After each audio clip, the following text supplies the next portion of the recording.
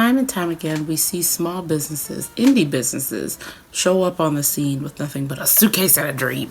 They're very spunky. They're gumptious. Is gumptious a word? Really in a go-getter mindset, and they want to expand. They want everyone, they love the product. They want everyone in the world to know about the product. But we run into the fact that, a small business is a small business, and the team is limited, their logistics are limited, their operations, their financial flexibility is limited.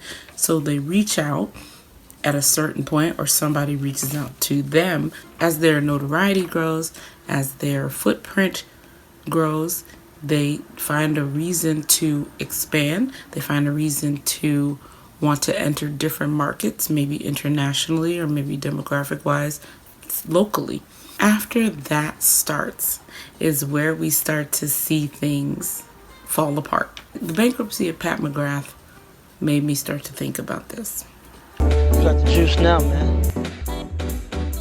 Yeah, they jump on the mic smooth as well. It's the lyrical sounds of the geezer. Hi, welcome to OK Blue Chews. Today is the first video essay, and it's about saying no when it comes to business. It's the advice that's given to small businesses all the time. Knowing your limits, knowing when to say no, knowing just how far you can stretch so that you don't stretch yourself thin. But when is enough enough?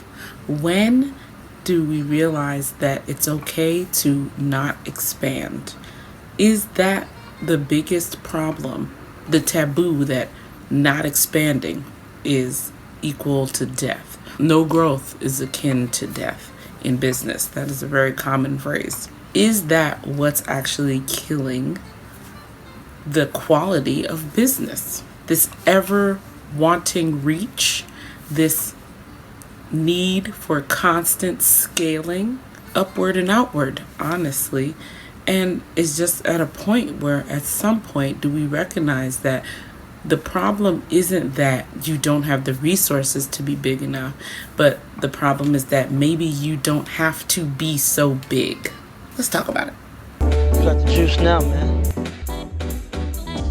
Dame Pat McGrath is a world-renowned, high-fashion makeup artist. Because of this real-world experience and industry credibility, it's no wonder that the brand exploded onto the market the way it did. It is luxury, it's artistic, it's glamour, it's fashion, and it's black. Dame Pat McGrath spoke about the trials and discrepancies of being a black MUA backstage at the runway shows, even as a requested artist. She also mentions the lack of products available on the market for use on darker skin. Her palettes evoke that sensibility. They're vibrant, they're soft, they're elegant, and they, dare I say it, cater to darker skin. I actually remember one time watching a paler skinned Asian woman reviewing the palette, and she casually mentioned that she wished it had a transition shade. And it was so confusing to me at the time because I had that palette and I could see the two transition shades in it. And that's when it hit me. They were transition shades for girls like me. Here was something that delivered luxe into all of our lives, and its baseline was girls like me. To be frank, I think that was my favorite part about it. I didn't have to worry about making things work with Pat McGrath. I didn't have to waste a portion of the palette by ignoring it because there were shades that I couldn't use. But alas, as the saying goes, what goes up must come down. And late last year, Pat McGrath Labs was put up for auction without the dame who started this whole brand's permission. Now, how did that happen?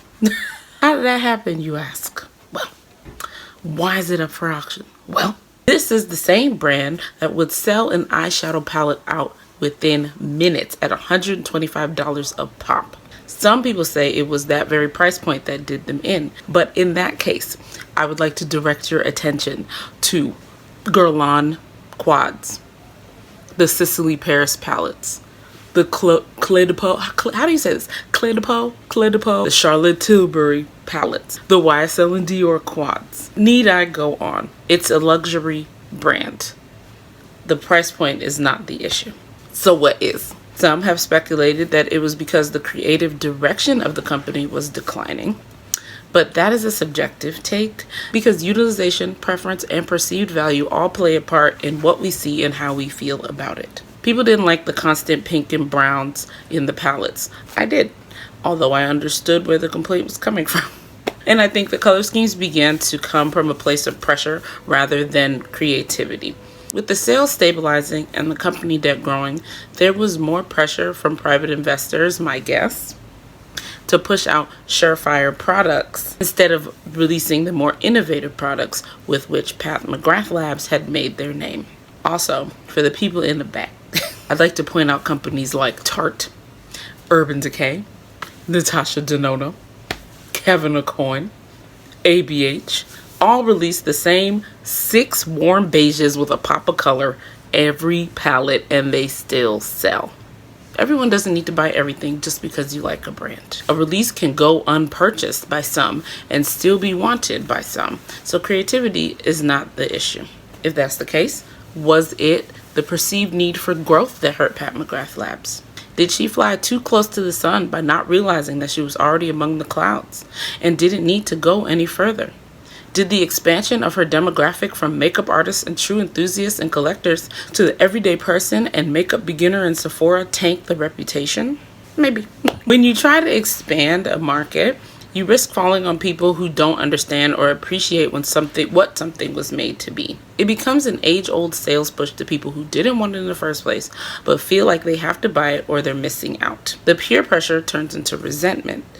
Resentment on spending over $100 on one palette that you don't even use. Resentment on something that was extremely hyped to you but did not in fact blow your mind. It becomes something not sought out by those who want it, but accepted begrudgingly by those who it was forced on. That is not to say, oh, you guys don't understand art. It's not like that. It is to say hype can only take something so far. And when it pushes outside of its intended market, the message and the vehicle can sometimes get lost. But that's what happens with market phenomena. They end up in the eyeline of people who didn't care about it in the first place. It's like coming across another commercial for a movie and it's a particular actor.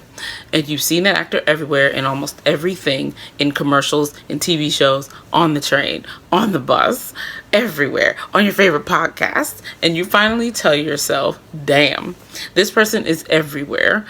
Everyone is always gushing about them. Let me see this movie and what they're about. So you see it. And honestly, the movie's good. But the actor isn't sparkling off the screen like everyone said they would. And that disappoints you. And now you're upset that you even spent money on that damn ticket because in this economy. That's what I think happened to Pat McGrath. The novelty wore off for folks. The hype that drove the massive sales died down, but the operations and the production did not scale down to match. They didn't grow steadily after all. They exploded. And just did what one usually does to keep up. They leveraged debts for more debt. In 2018, Eurazeo, I don't know how to say that shit. They injected the brand with $60 million, and that brought the valuation up past $1 billion. At the time, that surpassed many other brands, including the very popular Kylie Cosmetics. Anyway, they pulled out in 2021, so that wasn't a long-lasting venture. But how did Pat McGrath get to auction without the founder's permission? Well, one of the reasons the company has filed for bankruptcy is so they can restructure and pay down their debts.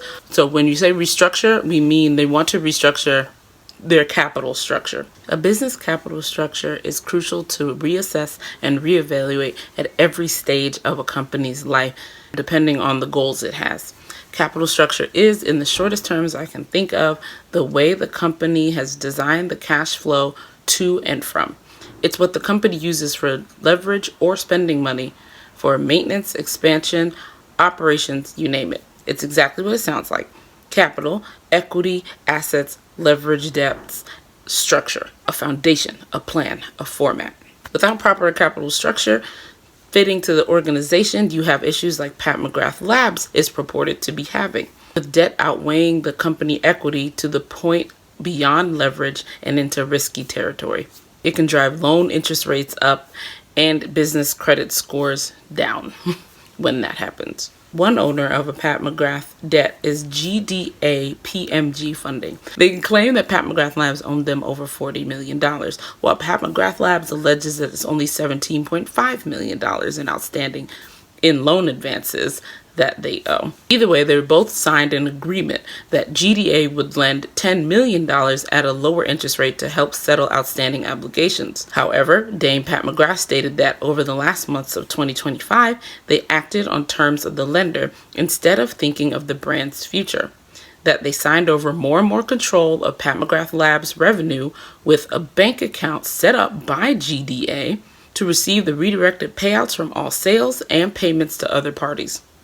Dame McGrath stated that this agreement made it increasingly hard for the company to keep up with inventory or pay vendors. Despite this, GDA was still notifying PML of defaulted loans and how they wanted their money immediately, which I find strange.